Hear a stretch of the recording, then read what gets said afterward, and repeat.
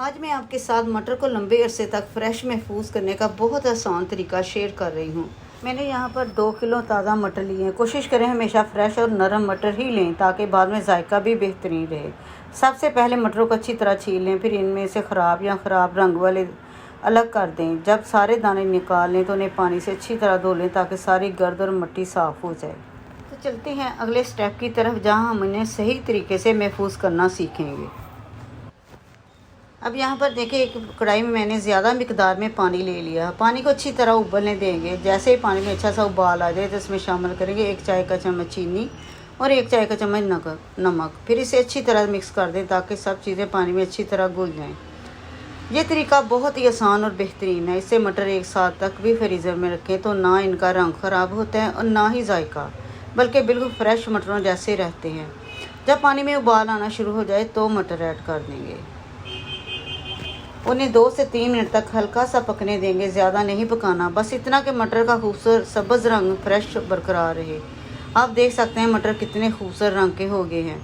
अब हम इन्हें पानी से निकाल लेंगे ताकि ये ज़्यादा नरम ना हो और बिल्कुल परफेक्ट रहें। मटर निकालने के बाद फ़ौरन बाद में हम इन्हें ठंडे पानी में डाल देंगे ताकि इनका रंग और फ्रेशनी बरकरार रहे।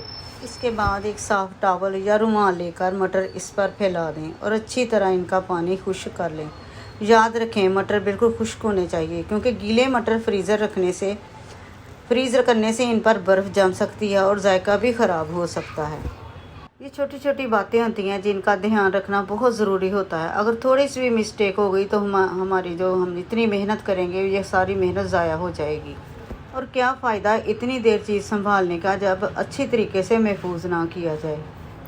पैसे भी ज़ाया हों और मेहनत भी रायगा। अब यहाँ पर देखें, मैंने सारे मटर अच्छी तरह खुश्क कर लिए। अब इन्हें पैकेटों में भी भर लूँगी ताकि इस्तेमाल करना भी आसान रहे। वीडियो अच्छी लगे तो लाइक करें। जायका बाय नाज को सब्सक्राइब भी कर लीजिए।